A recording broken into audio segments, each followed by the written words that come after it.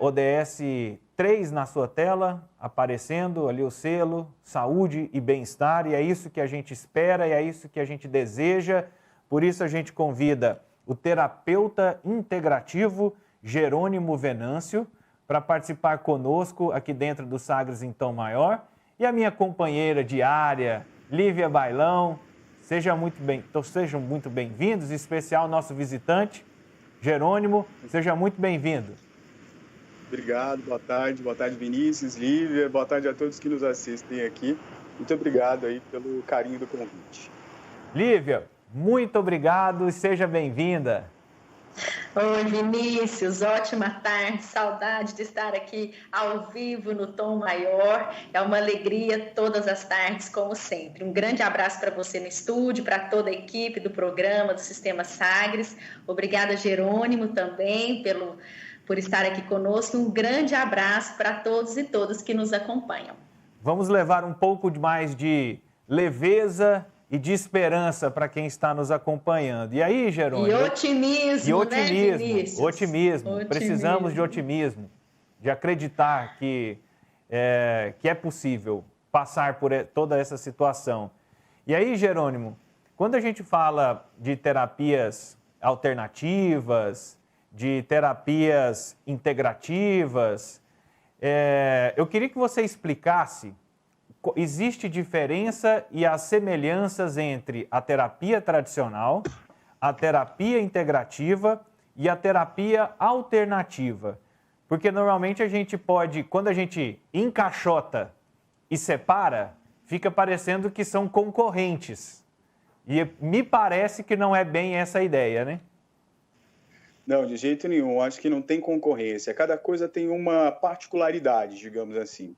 As terapias alternativas, inclusive, muitas delas já estão hoje disponíveis do SUS, como, por exemplo, o Reiki, como, por exemplo, outras terapias que estão ali para poder auxiliar o tratamento de pacientes que, de alguma forma, precisam de um auxílio a mais que aquelas terapias tradicionais não conseguem chegar.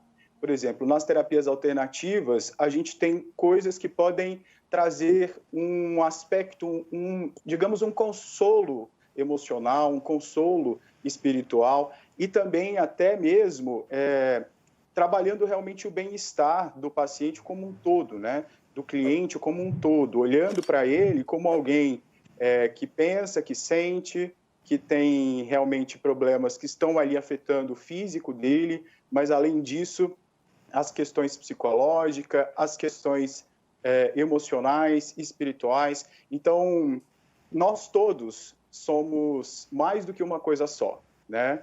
Então, quando a gente fala, por exemplo, das terapias integrativas, é como se você pudesse olhar realmente para essa pessoa, abarcando todas essas coisas, né? Que todos esses sentimentos, esses aspectos do ser humano, né? Que é feito ali de pensamento, sentimento, de emoção, daquilo que ele entende como verdade, daquilo que ele acredita.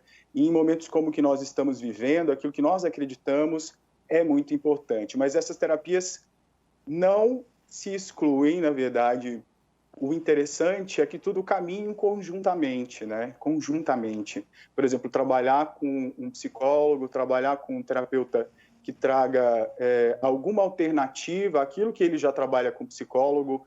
E no meu caso, por exemplo, que sou um terapeuta integrativo, eu acabo usando ferramentas que estão um pouco na psicologia e também em outras terapias que, digamos, são menos tradicionais, né? Por exemplo, como a constelação familiar ou outras terapias que estão ali para poder focar naquilo que a gente chama de solução, né? Porque dentro das terapias tradicionais, no caso, por exemplo, com um psicólogo, o cliente ele vai ter um tempo, né? Uma terapia que exige um tempo maior e você vai trabalhar aquilo profundamente. Nas outras terapias, por exemplo, como a constelação familiar, vem para um aspecto da solução de uma questão em específico. Mas tudo isso pode ajudar as pessoas a entenderem o que elas estão passando e como lidar de uma maneira melhor e mais saudável, né, com os seus processos e com as suas dores. Jerônimo, só uma dúvida, né? Antes até de passar a oportunidade para Lívia, até porque quando a gente faz o Alma em Cura, eu tô aqui, ó. a gente vivencia muito isso. Normalmente, esse tipo, você citou algumas terapias aí alternativas, né? E a gente tem yoga, tem o reiki, tem uma série de outras ferramentas, né, que são alternativas e integrativas dentro do tratamento. E normalmente, quando a gente estuda assim na história, a gente vê que esse pensamento é muito mais ali da cultura asiática, né? Eles já tinham essa consciência do ser humano ser muito mais do que esse corpo físico, né? Envolver energia, envolver outros aspectos na formação do ser humano, e eles não dominavam tanto o técnico, né? Que a gente desenvolveu aí nos últimos 2000 anos. Quando a gente, aqui no Ocidente, assume e inclui esse tipo, é uma mudança nossa de percepção, tentando sair um pouco de uma visão restrita e material para acreditar que existem outras forças que não conhecemos e que podem colaborar nos tratamentos? Eu acredito que sim, e a ciência já prova isso hoje, além de tudo, né? A ciência prova o efeito dessas terapias, tanto que isso é indicado, oferecido, né, pelo SUS, por exemplo, no tratamento a pacientes com câncer, que já estão ali em momentos de muita dor, de muito desespero e muito sofrimento, de repente não vendo mais alternativa, eles conseguem encontrar algum tipo de qualidade de vida e de bem-estar nesse tipo de terapia. Mas eu acredito que existe um movimento no mundo inteiro que está começando a olhar para o ser humano como esse todo que ele é. A gente não pode achar que nós devemos nos resumir apenas ao nosso corpo físico, porque o nosso corpo físico é apenas um reflexo de tudo que nós somos. E nós somos muito mais do que apenas um corpo. Então, tudo aquilo que nós processamos na nossa mente se torna uma emoção, se torna um sentimento. E se a gente não sabe lidar com isso, isso se torna uma doença. Hoje também é comprovado cientificamente que nós somatizamos os nossos sentimentos quando não aprendemos a lidar com eles. Então, se eu tive uma dor muito grande, por exemplo, na infância, que é quando o nosso inconsciente absorve a maior parte dos traumas, se eu tive uma dor muito grande na infância, não soube como lidar com isso, ela vai ficar se repetindo na minha fase adulta, ela pode virar uma depressão, ela pode virar crises de ansiedade, síndrome do pânico, ou ela pode virar doenças mesmo, sabe? Uma enxaqueca que não passa nunca, ela pode virar uma dor nas costas que não passa nunca, ela pode virar realmente um câncer. E isso, quando a gente diz assim, somatiza a dor, é porque se nós não sabemos como lidar com a nossa dor e se nós não sabemos como lidar com a nossa emoção, de alguma forma aquilo precisa sair.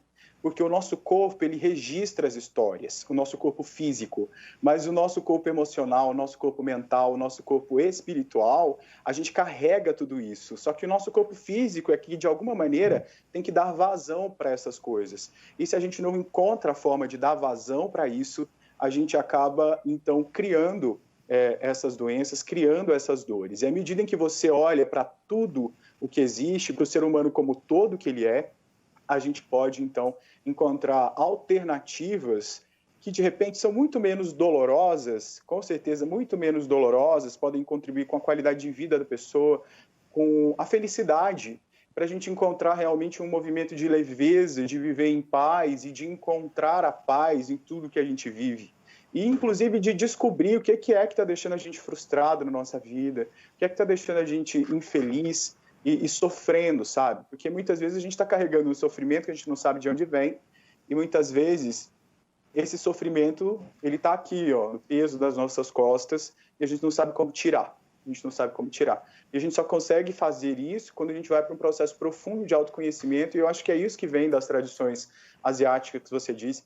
Por exemplo, na China, no Japão, é onde se tem a maior qualidade de vida, onde as pessoas vivem mais, porque eles já compreendem isso e eles fazem isso desde sempre. As crianças aprendem a meditar muito cedo, então, e não só a meditação, mas a alimentação consciente, terem todo esse cuidado ali com o ser humano como todo que ele é. Lívia? Muito interessante, né? Vinícius, a gente já falou aqui, Jerônimo também, que o corpo é o mapa da alma, né? Conhecendo o corpo, a gente consegue penetrar nessas feridas profundas, nesses traumas que geram essas emoções e que a gente, com a mente, vai tamponando tudo, racionalizando para operar no mundo, né, Jerônimo? Senão lidar com essas memórias é muito doloroso, né? E aí eu queria te perguntar uma coisa. Quando a gente fala em autocuidado, em olhar para a gente despertar essa leveza, esse contentamento com a vida, parece que é uma coisa separada de nós. Ah, mas eu vou ter que parar para fazer o autocuidado. Não sou eu, aquilo, né? O que você tem a nos dizer para quem nos acompanha sobre isso? Qual a perspectiva de a gente, então, olhar para esse autocuidado como algo inerente a nós? Eu não estou fazendo, é por mim, faz parte, né? Eu imagino, mas queria te ouvir um pouquinho sobre isso. O que acontece, Lívia? A gente vive muito no piloto automático. Nós não paramos para refletir sobre o que fazemos, a gente simplesmente faz. Eu faço e acho que tem que continuar fazendo. Nós estamos vivendo numa era em que as pessoas acham que quanto mais ocupadas elas estão, melhor elas estão na vida, mais sucesso elas têm e mais coisas elas podem ter. Então, acredito que vem de um processo da gente ressignificar aquilo que é realmente importante para nós. E a gente se dá o direito de entender que a gente pode escolher aquilo que é bom para nós. Só que é tão engraçado que muitas vezes eu pergunto para as pessoas, às vezes nas minhas sessões, você sabe o que é bom para você? Você sabe o que você gosta? Você sabe o que te faz bem? Você sabe o que te desestressa? Quando você quer se sentir feliz, você coloca uma música, você sabe que música que é essa? Você sabe o que te faz? A pessoa não sabe, né? A pessoa não sabe. A pessoa não sabe o que ela gosta de comer, ela não sabe o que ela gosta de fazer no tempo livre dela. Ela fala, eu gosto de assistir uma série. Tá, mas além disso, para além disso, o que te faz se sentir bem? E aí é colocar isso dentro da nossa rotina até que isso se torne automático. Porque nós passamos a vida inteira acreditando que a gente não precisava se cuidar. Que, na verdade, o que a gente precisava fazer era trabalhar, era estudar, era fazer acontecer, era criar oportunidades para ter coisas, não para ser. E quanto mais, melhor. Então, você tem que trabalhar muito, você tem que estudar muito, você tem que ser bem-sucedido, você tem que corresponder às expectativas de todas as pessoas sobre o que é ser bem-sucedido. Você não pode ter medo, você tem que ser corajoso, você não pode sentir, você não pode lidar com as suas emoções, você tem que esconder aquilo que você sente. Então, nesse processo... Emoção é coisa de gente fraco, né? De gente fraca, frágil. Coisa para gente fraca, e gente fraca ou gente louca, né? Para uma das duas coisas. Ou você está lidando com essas suas emoções e isso é uma fraqueza muito grande, ou então isso é uma loucura, porque você, pelo amor de Deus, vai dar problema, vai dar ouvido para isso. Então, a questão maior é até onde eu quero ir? Quanto tempo mais eu quero ficar nessa dor de não me olhar? Quanto tempo mais eu quero viver frustrado com a minha vida, achando que a minha vida é terrível, que tudo é ruim, que meu trabalho é péssimo, que minha família é isso, que meu marido, que a minha mulher, que os meus filhos, com dor de cabeça, reclamando de tudo, com dor no corpo, sabe? E às vezes as pessoas não entendem que tudo começa na gente. Então, se eu quero alguma mudança na minha vida, eu preciso fazer uma mudança, eu mesmo. Então, às vezes, o povo fala assim, vou pedir para Deus, rezo tanto, oro tanto, vou lá, coloco meu joelho no chão e nada acontece. Mas nada acontece se nós não nos movimentarmos para que aconteça. E essa questão do autocuidado é assim que começa. Eu começo a me cuidar, eu começo a me pesquisar. Nós precisamos nos pesquisar. A gente adora ficar prestando atenção na vida do vizinho, né? A gente adora prestar atenção naquilo que acontece no mundo, mas e aí na hora de se conhecer, como é? Será que eu estou realmente sabendo aquilo que importa para mim? E aí é pegar essas pequenas coisas que importam para a gente de verdade e colocar na nossa rotina. E o que importa para você e para quem nos vê e nos ouve, é só você que vai saber. Não tem como, porque algumas vezes as pessoas fazem uma listinha do que é autocuidado. Sabe? O que é autocuidado? Como ter autocuidado? Isso é, autocuidado para você aí no salão de beleza? autocuidado para você ter um tempinho para você descansar, é ler um livro, não sei, de repente terminar o dia na sua casa, com a sua família, isso te faz se sentir bem. Então eu acredito que autocuidado é você tirar tempo para fazer o que te faz bem. Agora, o que te faz bem, só você pode dizer o que é. E é por isso que exige essa autopesquisa e esse autoconhecimento, para que a gente possa entender que nós não somos feitos de listinhas. Não dá para a gente dizer assim, olha, você vai fazer isso que você vai ficar bem. Não, você tem que descobrir o que é bom para você, para que assim você possa ficar bem com você e ir acrescentando essas coisas, pequenos momentos de alegria, de felicidade, de estado de presença, de estar no aqui e no agora, observando e aproveitando o que existe. Porque quando a gente aproveita aquilo que existe no aqui e no agora, focado no que existe de real, na realidade, a gente pode aproveitar muito mais os momentos e se sair muito melhor, aproveitar muito mais aquilo que nós realmente queremos e gostamos de viver. Maravilha. Vinícius? Muito, muito bom. Eu tô achando, Vinícius, tô achando que o Jerônimo assiste o Homem Cura. A Homem Cura, Jerônimo, é um quadro que a gente tem aqui no programa, logo depois, em que eu comento, junto com o Vinícius, junto com quem está no estúdio, né, algum tema desse ligado a nós, desse olhar, dessa caminhada interna. Aí eu estou fazendo essa brincadeira com ele, porque você está trazendo muito daquilo que a gente fala, né? Começa em nós, é a gente que transforma esse olhar, essas lentes com o mundo, né? Então foi uma brincadeira. Mas você está vendo, né, Vinícius? Tem base. Tem base.